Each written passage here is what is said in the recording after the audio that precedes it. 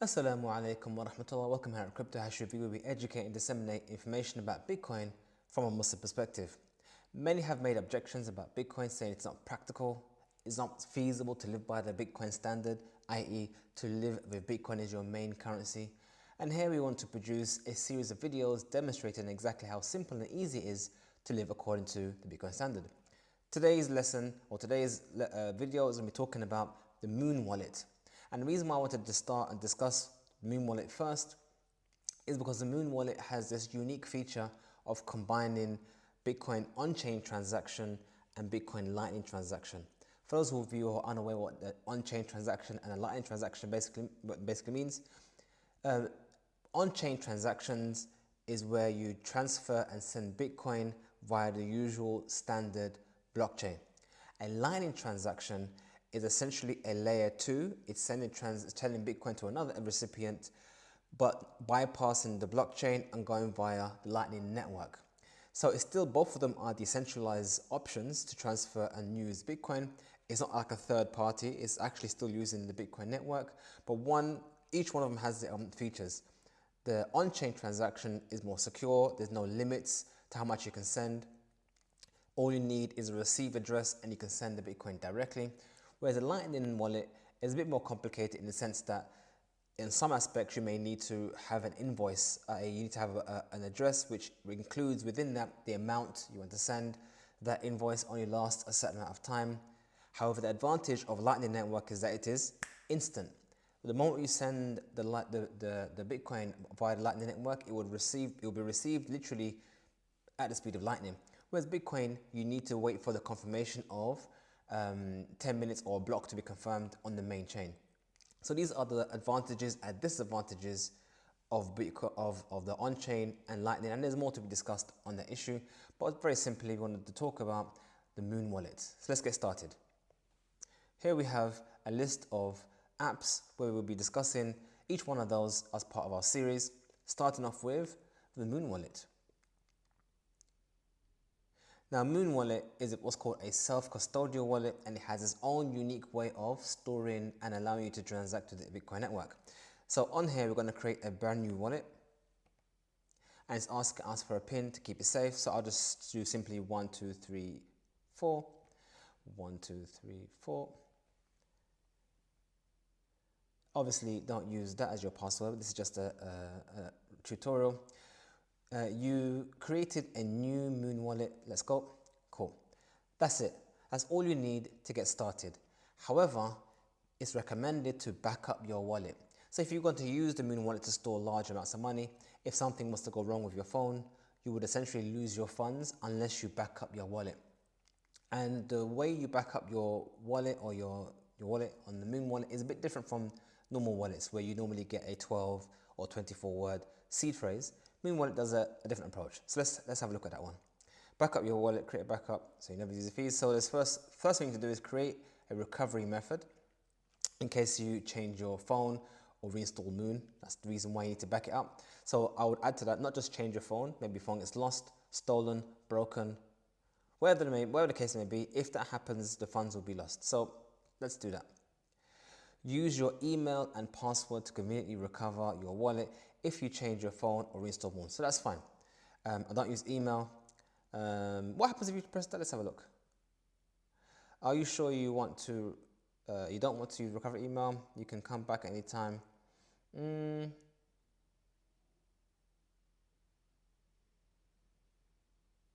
I'm sure. Okay, so just skip that process of backing up via email. So I guess this allows you to back up via email. So let's go back to that one again.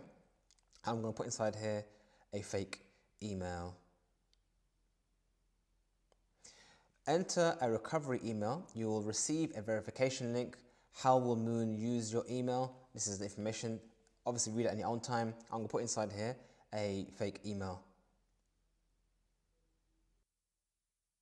So now Muun wallet is going to send me an email just to confirm that the email is real. Obviously use your own email, but what I would advise is not to use your main email. So if you have another email that's not your main one, that's known by people, or maybe even make a new email account just for this, because if someone wants to hack you from your social media and getting access to your main email, they may get access to your Muun wallet. So if you make a separate one that's only used for Muun, then that mitigates that risk. So I've now verified my email account. So now we need to go and create a password for this wallet.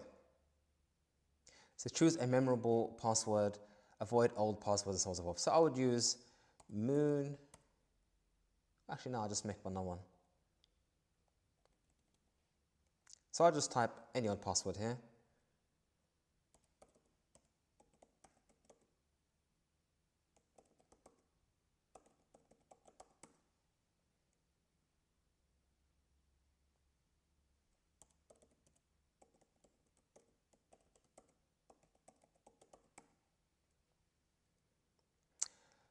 Two things you must understand. I understand I will need my password to access my email to recover my wallet. That's fine. And access to my email to recover my wallet. And I understand that Muun can't reset my password if I forget it. So this password essentially is used to encrypt your wallet. Done. That's the first stage of backing up your Muun wallet. Second stage is create an alternative backup. So if the first one doesn't work, so you don't have access to your email and you don't have access to your password, then it's an alternative backup, which is write down a code. So literally just write down this code. Now this code here should be written down on paper. For security, don't save this on your phone and so on and so forth or on the cloud. This is another way to recover your backup, your wallet, if things go wrong. And again, this is going for some verification. Two things you must understand. I understand I will need my recovery code to recover my wallet. It's fine. I understand that Muun doesn't keep a copy of the recovery code, so you can't change. Fair enough. So I guess it's like their way of making a seed phrase. Excellent. And the final emergency recovery, if the above two can't work, here's another one. Download the data you need to recover your money without using Muun. Cool. So again, this is another way of backing up your Muun wallet. Again, making it more convenient for the end user. Your emergency kit is a PDF document with information and instructions you need to independently transfer your funds. Cool. You can store it online. Your private keys are securely encrypted with the recovery code, so you can save it online. Fine. Complete ownership by combining the emergency kit and your recovery code. You will have total undisputed control over your funds. Cool. So you can choose to save it where you want to save it, on iCloud Drive, which says recommended. I don't know why it says recommended, but it is. On the Google one or the iCloud one, or suggested another cloud service. So let's just choose Apple.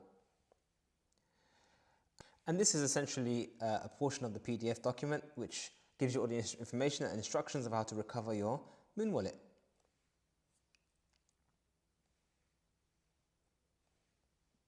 Done. So we've fully backed up our wallet.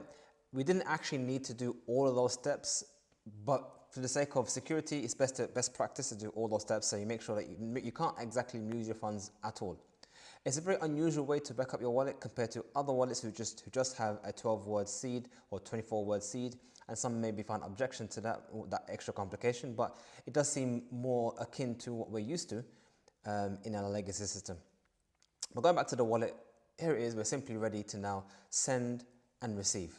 So let's send some Bitcoin to this address immediately. We can press receive. Do you want to enable notification? Yep, enable notification, allow. And then we have our Bitcoin wallet. Now we can send some Bitcoin straight away using this address in the middle. If you want to add extra features, like you want to request a certain amount of Bitcoin, let's say I want to request 50 Bitcoin, I can do that, and that will be encoded within the address above. And also we can choose which type we want to receive. You can either do a legacy, SegWit, or Taproot. For the sake of argument, if you have a Taproot, it's best to choose Taproot if possible, especially as it relates to Lightning, but you can leave the legacy one if you want to, and read this description here, which defines that. But if you don't know what that means, don't worry about it, it's not that important. The other alternative, which is important to know, is that this is a Bitcoin on-chain transaction. The other option is a Bitcoin Lightning transaction. So that information is a bit more different. And as you can see here by the more dots that's here, we have more information that's contained within this. Now this is a Lightning URL number. It allows you to send any amount of Bitcoin to you. However, you want to make a certain request for a certain amount, you can come here and you can choose how many you want. Now, Lightning Network is better for smaller transactions, anything less than $200. Anything more than that, the other on-chain on-chain Bitcoin transaction is a lot better. But Lightning is good for day-to-day buy a coffee, as everyone always gives the example of coffee. So in that case, we rather than choose the Bitcoin amount, we can choose Sats. So those of you who don't know, a Satoshi is the smallest unit of Bitcoin. So we have 1 Satoshi, 2 Satoshis, or 10, 100. So 100 Satoshis is still 2p. 100 Satoshis is 2p. So we can say 50 Satoshis is 1 pence. That's a good way to understand the price of Satoshis. So I guess 1 Satoshi is 1/50th of a penny. Very small amount. And you can actually send that small amount. I can actually come here and say, I want 1 Satoshi, confirm. And someone can send to me that 1 Satoshi with practically 0 fees involved. That's one of the benefits of Lightning Network, is that there's no fees attached, or little to no fees attached to sending Bitcoin using that regard. So you can choose how much you want here. Let's just say I wanted 100 instead of 50, 1, confirmed. And then I can now receive Bitcoin on this address. One thing to also note here is that there is actually an expiry time on Lightning. If you look at the Bitcoin network, it doesn't have an expiry time. The address is valid as long as whenever you want. It's just a number, whereas Bitcoin is an invoice which has time attached to that. So you can't just put your Lightning address on the wall and expect money to come whenever you want. It actually has a time period where it can run out. So here's our invoice, and we can see that it has been paid. This literally took seconds, and now it's fully confirmed, it's fully mine. I can use it as I wish. And I can see here the transaction has been paid, and so on and so forth. And then I can just send it to someone else. And when you press send, it's the same issue as reverse. On their side, on their wallet, they will give me an address, and then I will paste it into the address. It's give me an option here to scan, enable camera, or you can either just paste the address here, so you can just press paste, and then the address will be there. And that's it, confirmed. So let me get a quick transaction request, ask for this money back, and we'll see how it looks. So as you can see here, 100 Satoshis has now been received, 2 pence onto my wallet. And if I want to send it out to someone else, I can press send. If they were here, they'll give you would have a QR code on your phone, and you can scan it, as you saw we had before, a QR code.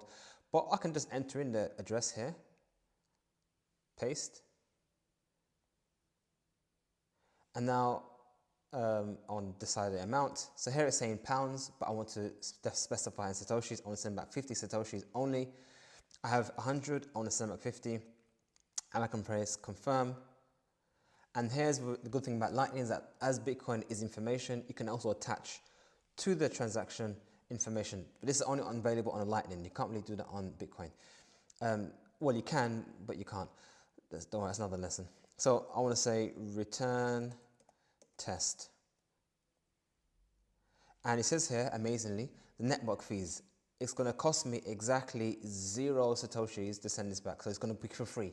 I'm literally sending money from one wallet to another wallet free of charge. Press send. That's it. It's confirmed. It's gone. It's gone out. So here it says confirming.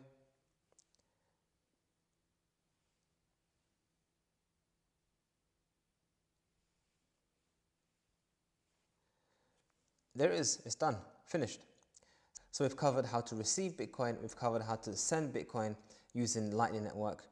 And we've covered the security settings, how to back up your wallet so you're ready to recover your funds at any time. On the last part here, which talks about your general unit, what will be your general unit you're going to use on the application? So you can say Bitcoin, or I can choose Satoshis. So basically it would say that it will reveal things in Satoshis rather than Bitcoins. It's hard to sometimes think of money in 0.0000, so just use it as Satoshis. That's an easy way of doing so.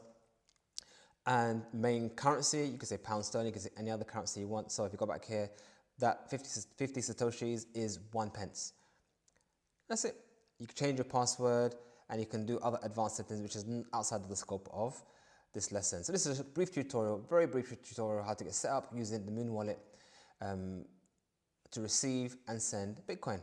As you can see, the procedure is very simple and it's easy for anyone to get started within 5 minutes.